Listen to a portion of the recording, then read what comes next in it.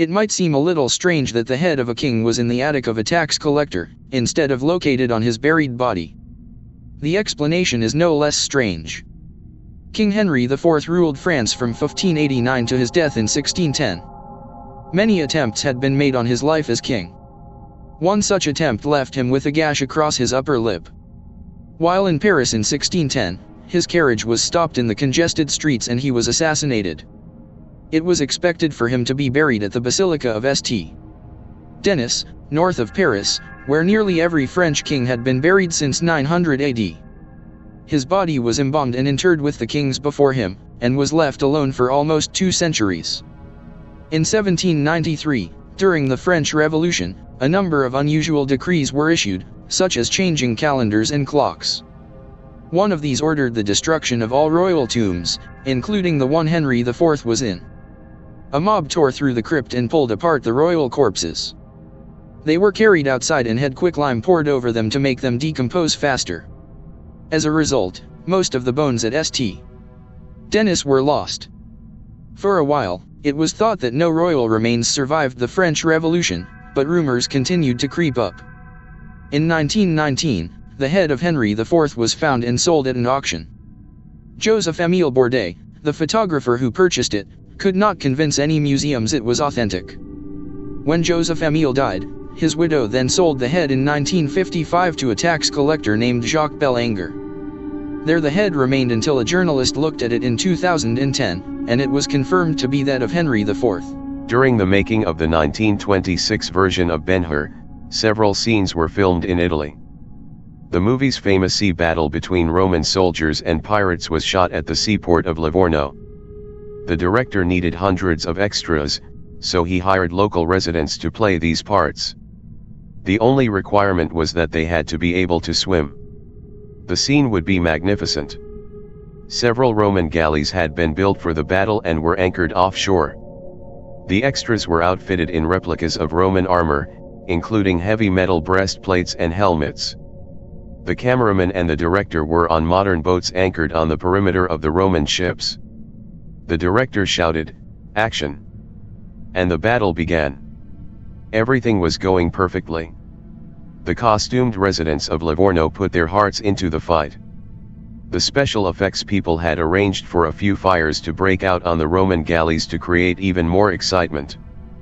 But on one of the galleys, the fire got out of control and began to spread through the entire ship. Frightened extras jumped into the sea to escape the flames. "This is great," the director said. "No, it's not," said his assistant. "Look out there. Some of the extras are having trouble swimming. Stop the filming so we can pull them out of the water." One of the cameramen looked at the director. "Keep the cameras rolling," the director commanded. "But they're drowning," the assistant said. "I can get more extras for $10 a head. But this scene is costing me $100 grand. As several of the extras sank beneath the waves, the director yelled to the cameraman, "Keep the damn cameras rolling." I had a friend who came back from a long camping trip last year in Colorado. He's the outdoors type, likes to go hiking or mountain biking, camp in the woods and shit like that. He often spends a week or two during summer to go to Colorado for his outdoorsy stuff. Last year, he camped out for over a month. He didn't tell me he had gotten into the survivalist stuff. Thought that was pretty hardcore, but he seemed to like it too much. In fact, that's all he ever talked about after his recent trip. He left for Colorado again last week. He packed light. All he took was a lighter and a knife. I didn't really think much of it, until I had a talk with his sister. Long story short, she knew something was wrong with him and the family was trying to hide it. She showed me some pictures he took while on his last camping trip. Most of it was just normal lake shots and animals and shit. Some of them contained unusual markings, maybe Native American or something, like symbols made of sticks and twine laying on the ground, drawings on rocks, and so on. Then I saw the pictures with the bears. 4 pictures total, each one more ominous than the last. The first pic was just a grizzly in the distance. The second had 2, but much closer. The third pic he got very close to 2 of them, like almost within arm's reach. The fourth pic disturbed me the most. There were 6 grizzly bears sitting in a loose circle, either sitting or laying down, all of which were staring intently at something in the middle. I couldn't make out what it was, other than something small, dark bluish and box-shaped. Almost like a child's toy, but slightly glowing. I wonder now what he's really up to. I tried getting into contact with his sister again, but she hasn't returned my calls. I don't know enough about the rest of his family to contact them, but if his sister is right, I should probably avoid contacting them. If I had a better idea where he went, I'd consider looking for myself. This is just an idea I had from another crappier pasta. A couple drive along a road. It's a long stretch of highway, way out in the wilderness. Has a sort of stark beauty to it. It's a long drive and the sun is at its height. The windows are open, the breeze rolls in, but it does no good. Just endless open vista with dim mountains beyond. Music drones from a stereo as a red-haired girl snoozes while a black-haired man wipes his face as he drives. Looks like the road is actually going into a dip and turn. The change is welcome. There's a few dead shrubs in the distance. From a dip in the land in the distance, a figure runs out. They're screaming and waving their arms. The man goes to rouse girl. They slow. She isn't sure about this, but the figure, a woman, looks injured. Blood stains her pale blue dress. They stop. The man gets out. The hysterical woman grabs his arms. The girl holds herself by the car, worried. The woman looks older than them. Tiny touches of gray in her matted hair, a few wrinkles shorn deep into her eyes and mouth. She's weeping dry tears. My baby. It's in the car. My baby is in the car. She drags the man by the arms to a deep ditch. There's black skid marks on the road. Car accidents out here are fatal, she's lucky. She sobs loudly as she rushes over to the car, falling to her knees. Help my baby. I want my baby. She's half crawling on her knees. The black-haired reaches over. There's no smoke. No burning. A few bits of glass glint on the road in the sun. The man leans into the ditch. There's a dim smell on the faint wind. The sun is casting a shadow over the rusted wreck of a car. The woman weeps behind the man. He slides down the short incline and grabs the side of the old flaking paint on the rusted car, reaches in and realizes there's no crying child. Shielding his eyes, the man sees the caved-in remains of an infant, nothing less than a blackened, sunburnt stain in a rotten car seat. Behind him, the woman weeps. A couple went to Las Vegas for a few days of vacation. Once they were in their hotel room, they detected a peculiar smell. "I'll call the desk and get a different room," the husband said. "No," the wife said. "I don't want to change rooms. I like the view from here. Just call housekeeping. They'll take care of the problem." While the couple went down to the casino, a maid inspected the room, but she could not find the source of the odor. She sprayed air freshener in the room and left. When the couple returned to their room, the smell was no better. They called housekeeping again and went out for dinner. Another maid came to the room. She searched for any spills or food that might have been left lying around. When she found nothing, she sprayed the room with air freshener and left. Late that night, the couple came back and found that their room still stank. This time they decided to search the room themselves. "It's strongest near the bed," the wife said. "Maybe somebody with the mattress," said the husband. They stripped the blankets and sheets off the bed and lifted up the mattress. There, in the platform that served as the frame of the bed, they found the decomposing corpse of a prostitute. Is one of the many moons of Jupiter. Its most interesting characteristic is that it has a thick ice layer covering a liquid water ocean very similar to our own.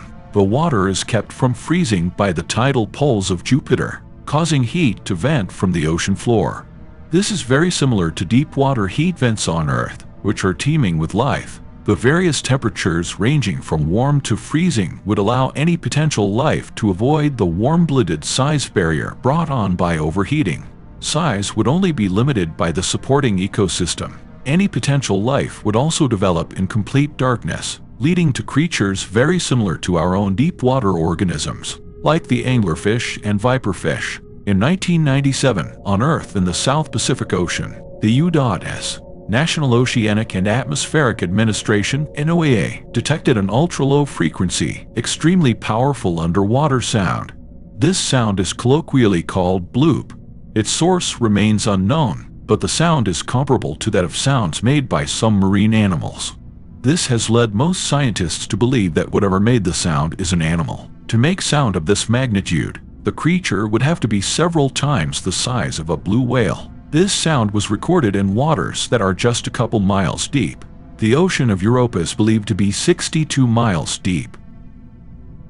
I got one for you guys, and it doesn't involve spooky ghosts or monsters, in the fictional sense. My dad is actually the one who told me this. It happened to one of his good friends from high school or college or something. I can't remember the finer details, so forgive me. Late 1970s. Dad's friend and her best friend are on a road trip. Both are attractive, brunette young women. Driving through Colorado, I believe. Late into the night on an empty road/highway, they come across a guy with a broken car waving for help.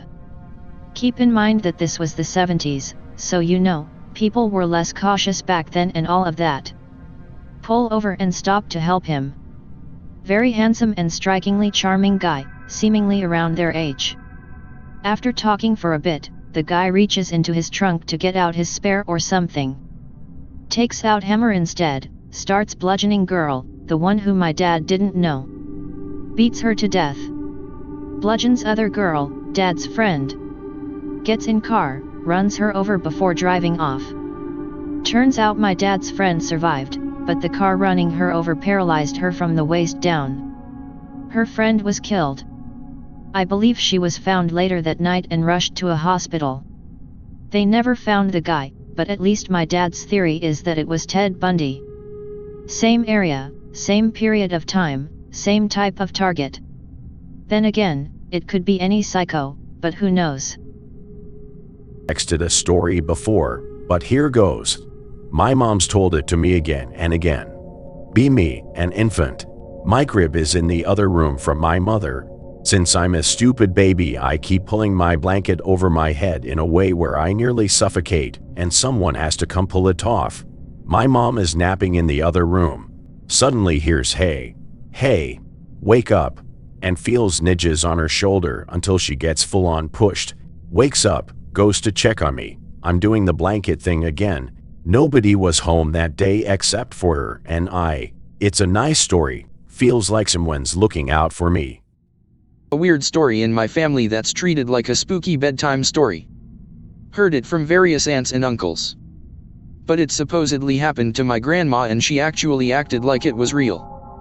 Grandma's brother married this lady who killed herself shortly after giving birth, postpartum depression I guess. Grandma's brother was devastated. Grandma comes over frequently to check on him and help him take care of the baby. Always leaves before nightfall. But one day she comes over a little late and it gets dark early. She decides to spend the night there and head home in the morning. Grandma's brother says she can sleep on the bed and he'll crash on the couch. That's when he warns her. Apparently every night he's been waking up and hearing his dead wife's voice. He never sees her, but he hears her over by the baby's cradle, like she's standing over it. He hears her soothing the child, kind of shushing it and humming and whispering stuff. Grandma just assumes her brother is a little crazy with grief and tells him not to worry and they both go to sleep. But then, in the middle of the night, Grandma wakes up. She hears something in the darkness. It's her dead sister-in-law's voice whispering and humming. It's coming from the cradle. Grandma looks over but sees nothing. She lies there frozen with fear listening to her dead sister-in-law's voice until she passes out. That's really all there is. But like I said, my aunts and uncles treated it like a spooky bedtime story, so I figured that's all it was. Then, one day I brought it up to my grandma. She got really uncomfortable and told me that the story was true but that she didn't think it was right to talk about the dead lol. Was snorkeling off of Maui once when I was around 12. The area was really shallow, and the reef came up pretty close to the surface, so I was chasing some silverfish for a while before I noticed that the reef was getting deeper, now a comfortable 4 feet from the surface. The fish disappeared, and I was suddenly over a ledge in the reef. It was a hole maybe 15 to 20 feet in diameter and perfectly cylindrical, like it had been cut out of the reef with a laser. But the thing that really got my attention was this thing in the middle. I wish I could draw it, it's hard to describe. The bottom 3/4 was cylindrical, and it sat perfectly in the center of the hole. There was a 3-foot gap all around it between it and the reef. The top 1/4 was a dome with a small cross on the top. The whole thing was covered in this undulating green seaweed, which was weird because there wasn't any seaweed around the reef that I'd seen yet. I sat there and stared at it for a bit, when I felt something on my back fin. It was an octopus, so I freaked out and surfaced. At this point I noticed I was far away from the shore, and far down the shore from the rest of my family. Had to walk a half-mile to get back to them. After that I couldn't find the spot again. Maybe it was an anchor of some sort. I've never been able to find out more information about it. 1953, made by an Australian diver working in the South Pacific, tells of something that may have been more familiar to the ancients and formed the source of a few of their best horror stories. Wearing the latest type of diving suit, the narrator had been testing it by trying for a depth record in deep ocean. All the way down I was followed by a 15-foot shark which circled around full of curiosity but made no attempt to attack. I kept wondering how far down he would go. He was still hanging around some 30 feet from me and about 20 feet higher when I reached a ledge below, which was a great, black chasm of enormous depth. It being dangerous to venture farther, I stood looking into the chasm while the shark waited for my next move. Suddenly the water became distinctly colder. While the temperature continued to drop with surprising rapidity, I saw a black mass rising from the darkness of the chasm. It floated upwards very slowly. As at last light reached it, I could see that it was of dull brown color and tremendous size, a flat ragged-edged thing about 1 acre in extent. It pulsated sluggishly, and I knew that it was alive despite its lack of visible limbs or eyes. Still pulsating, this frightful vision floated past my level, by which time the coldness had become most intense. The shark now hung completely motionless, paralyzed either by cold or fear. While I watched fascinated, the enormous brown thing reached the shark, contacted him with its upper surface. The shark gave a convulsive shiver and was drawn non-resisting into the substance of the monster. I stood perfectly still, not daring to move, while the brown thing sank back into the chasm as slowly as it had emerged. Darkness swallowed it, and the water started to regain some warmth. God knows what this thing was, but I had no doubt that it had been born of the primeval slime countless fathoms below. Smiley disappeared with her 8-year-old son, Azrael Carver. A photo of Azrael is posted below this case summary. They were last seen in Olympia, Washington on March 13, 2010, en route from Silverdale to Castle Rock, Washington to visit relatives. They became lost on the way, and Smiley stopped at a private house at 10 p.m. to ask for directions and use the phone. This was the last time anyone saw or heard from them. They never arrived in Castle Rock. On March 14th, Smiley's van was found partially submerged in water on a remote beach on the Puget Sound, north of Olympia. The vehicle's doors were open and her wallet, credit cards, identification, and keys were inside it, but her purse was missing. Some items belonging to Smiley and Azrael washed on shore in the same vicinity over the next few days. On March 18th, Azrael's body washed up on the beach at the south end of Fox Island near Gig Harbor, Washington, 16 nautical miles from where the van had been. His death was ruled an accidental drowning. Azrael was a second grader at Vinland Elementary School at the time of his death. Smiley had recently graduated from Olympic College and planned to become a medical billing specialist. She was engaged to be married and was looking forward to a new life with her fiancé. She had faced several challenges prior to her disappearance. She had been in trouble with the law and was investigated several times by Child Protection Services because of her alcohol abuse problem. Twice, Smiley voluntarily gave her son over to the care of relatives while she went through alcohol treatment. However, Her loved ones describe her as a devoted mother and stated she had gotten her life together by the time of her disappearance and was stable and happy. Investigators believe she probably drowned. Late on the afternoon of October 24, 1961, police went to a house in Lincoln, Massachusetts, after a neighbor reported seeing blood leading from the house to the driveway. She had made the discovery after a young girl living in the house had returned from a playdate to find her mother, Joan Risch, born Joan Carolyn Bard, Mate Wolf 1930, absent. Several unconfirmed sightings of an apparently disoriented Risch walking on nearby roads later that day were reported. Blood matching Risch's type was found smeared in the kitchen, and other evidence initially suggested to police that she had been abducted, though her 2-year-old son was found safe asleep in his room. Later, however, it was discovered that Risch had borrowed several library books about murders and disappearances, including one with similarities to her own case. This led to speculation that she had staged her own disappearance, perhaps to escape an uncomfortable domestic life. Evidence was later discovered of a troubled past which may have motivated such a scheme. Other theories suggest that Risch suffered an accident on the nearby construction site for the Massachusetts Route 128 freeway. A case remains unsolved. Ebby Jane Steppachs, March 31, 1997, October 25, 2015, was an American woman who disappeared under mysterious circumstances in Little Rock, Arkansas. Days before her disappearance, she had accused 4 men of gang-SAing her at a party she had attended. On October 24, 2015, she placed an erratic phone call to her older brother, Trevor. This was the last known contact anyone had with her. On October 27, her abandoned car was discovered in Chalamont Park in West Little Rock. Searches of the woods in the park were undertaken, but no sign of Steppachs was found. She remained a missing person for nearly 3 years before her body was discovered in a drainage pipe in Chalamont Park in May 2018, in the immediate vicinity of where her car had been found. Her death has been classified as a homicide. The following day, October 24, 2015, Steppachs arrived at her mother's home, and informed her stepfather that she had been gang-SA'd by 4 individuals at the party and wanted to report the incident to authorities. She also alleged that the rape had been recorded on a cell phone. Later that evening, when Steppachs' mother, Lori Jernigan, and stepfather attempted to reach her by phone, they got no response. Her stepfather suspected she had gone to retrieve the video of her SA. That evening, 2 brief calls lasting approximately 1 minute each were placed to the Little Rock Police Department from Steppachs' cell phone, though the police department would state they had no record of receiving a report.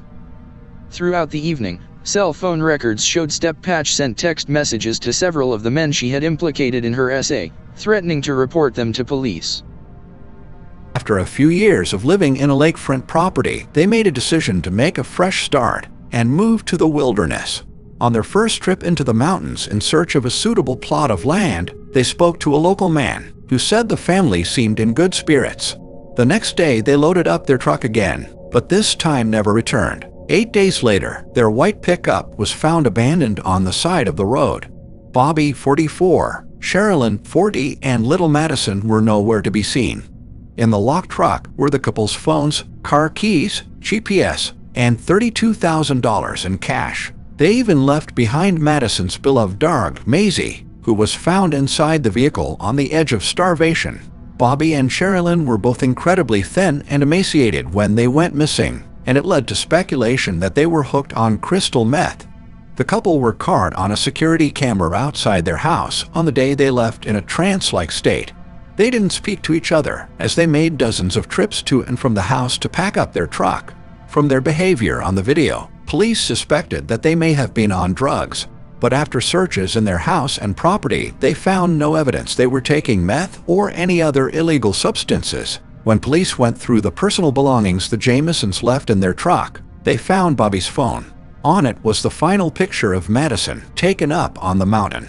Neither Connie, Nikki, or Starlet believe it was taken by Madison's parents. Starlet said, "In the picture, Madison is looking away from the camera. She looks unhappy and she has her arms crossed. She loved having her picture taken, and if that had been Bobby or Sherilyn behind the camera, she would not have looked like that." Insert YouTube link here for more info.